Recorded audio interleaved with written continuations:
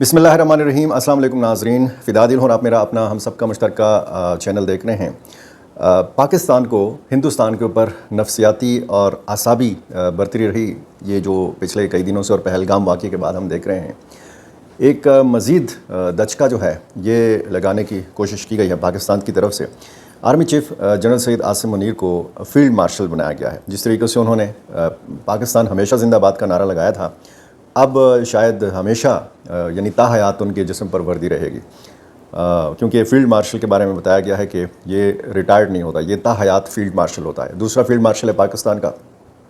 اور یہ بھی بتایا گیا ہے کہ 1971 میں وہاں کے ایک جنرل کو جو ہے فیلڈ مارشل بنایا گیا تھا، یعنی جب بھارت کی فتح ہوئی تھی۔ اب 2025 میں جو پاکستان کی فتح ہوئی ہے تو اس چیز کا بھی بدلہ لیا گیا ہے۔ یہ صورتحال اور ساتھ ساتھ پاکستان اور افغانستان کے جو تعلقات میں بہتری آئی ہے، اور کچھ چیزوں کو لے کر ہندوستان میں جو بہت بڑھا چڑھا کر چیزوں کو پیش کیا جا رہا ہے، ان ساری چیزوں سے ہٹ کر بیجنگ میں جو سرگرمیاں ہیں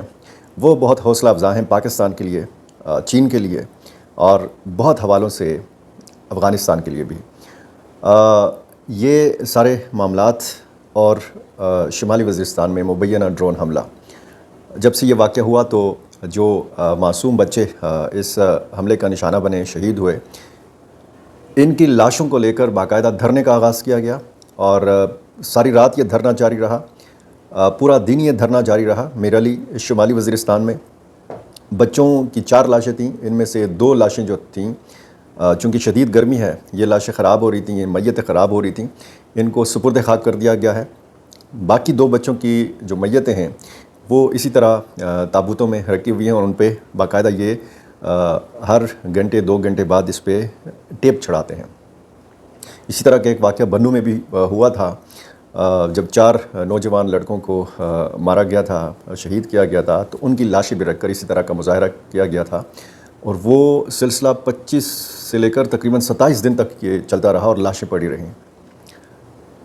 یہ ایک انتہائی دردناک صورتحال ہے شمالی وزیرستان کے حوالے سے، اور سوشل میڈیا پر باقاعدہ حکومت پاکستان کے مختلف وزراء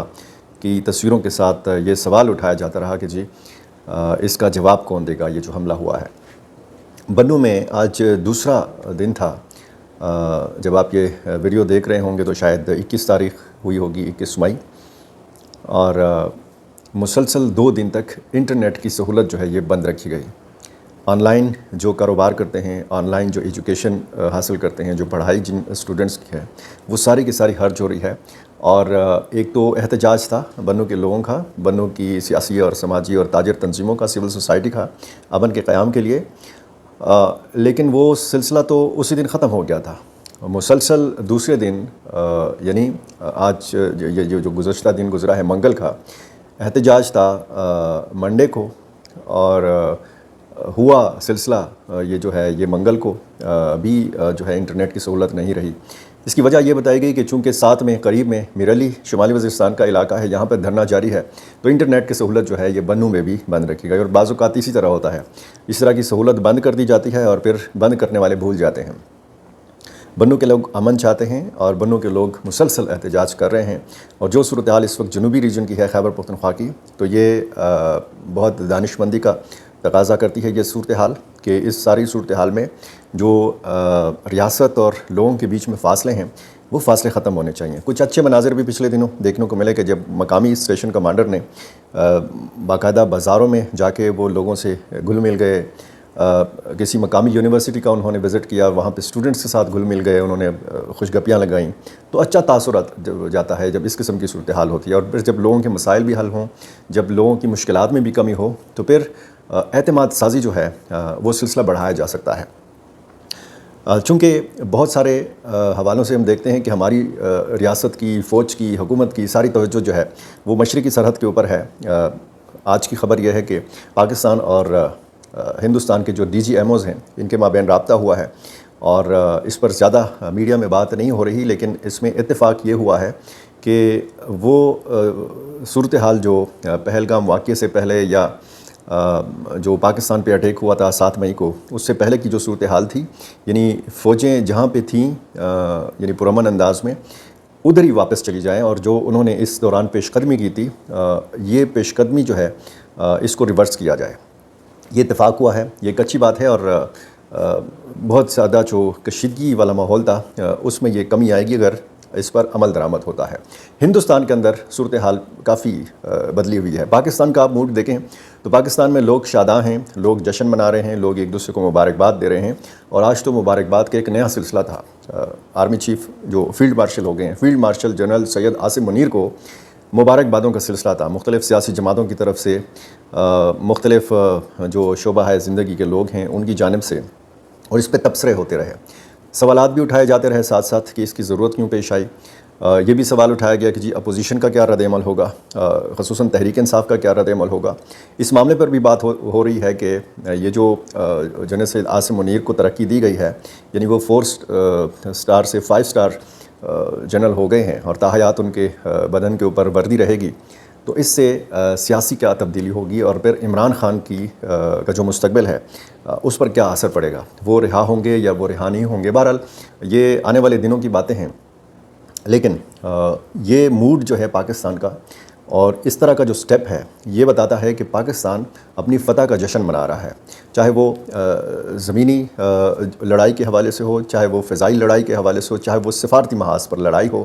اور پھر میڈیا کا میدان آپ دیکھیں کہ میڈیا کے میدان میں بھی انڈیا کو شکست ہوئی ہے۔ انڈیا کے اندر بہت صورتحال خراب ہے نریندرا مودی کے لیے،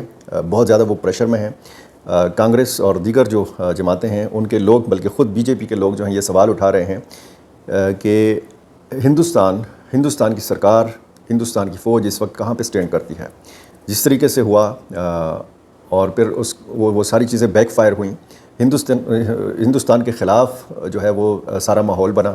انٹرنیشنلی آپ دیکھیں، سفارتی محاذ پہ آپ دیکھیں تو ہندوستان کو بہت سارے محاذوں پر شکست کا سامنا کرنا پڑا، اور اسی وجہ سے یہ ضرورت محسوس ہوئی کہ 7 ڈیلیگیشنز بنائے جائیں اور ان کو بیرون ملک مختلف ممالک بھیجا جائے تاکہ وہ ہندوستان کے لیے سفارت کاری کر سکیں۔ پاکستان نے بھی اسی طرح فیصلہ کیا ہے، بلاول بھٹو زرداری کی قیادت میں وفد جو ہے مختلف ممالک کا دورہ کرے گا۔ اب ہندوستان کے لیے ایک بہت بڑا سرپرائز جو ہے یہ بیجنگ میں تیار ہو رہا ہے۔ اس وقت جب میری آپ سے بات ہو رہی ہے، جب یہ ویڈیو ریکارڈ ہو رہی ہے، تو وہاں پہ انتہائی اہم ملاقاتوں کا سلسلہ جاری ہے۔ جب آپ بہت زیادہ میڈیا میں بات سنتے ہیں، خصوصاً انڈین میڈیا میں بھی اور پاکستانی میڈیا میں بھی، کہ جی جناب افغانستان کے نائب وزیر داخلہ ابراہیم صدر خفیہ دورے پر ہندوستان میں ہیں، انڈین وزیر خارجہ اجے شنکر نے امیر خان متقی سے ٹیلی فون پہ بات کی ہے، اور یہ تو جناب اپنا سارا وزن جو ہے طالبان ہندوستان کے پلڑے میں ڈال رہے ہیں، ان کا جھکاؤ ہندوستان کی طرف ہے، اور اب افغانستان اور ہندوستان مل کر پاکستان کو گھیرنے لگے ہیں۔ اس طرح کی باتیں ہو رہی ہیں۔ میں آپ کو پچھلی ایک عرصے سے بلکہ میں آپ کو بتا رہا ہوں کہ بہت ساری اطلاعات جو ہیں ان میں حقیقت نہیں ہوتی۔ آپ نے یہ دیکھا ہوگا کہ لوگوں نے واخان کوریڈور کا پاکستان کے ہاتھوں قبضہ کروایا، لوگوں نے باگرام ایئر بیس کا کنٹرول امریکہ کے ہاتھ میں دے دیا،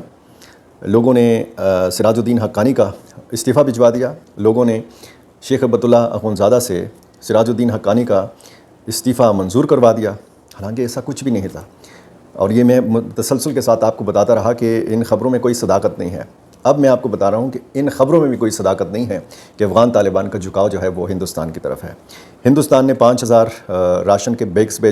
پیکیجز بھیجے افغان مہاجرین کے لیے، اور یہ عمل جو تھا ہندوستان کا یہ نیک نیتی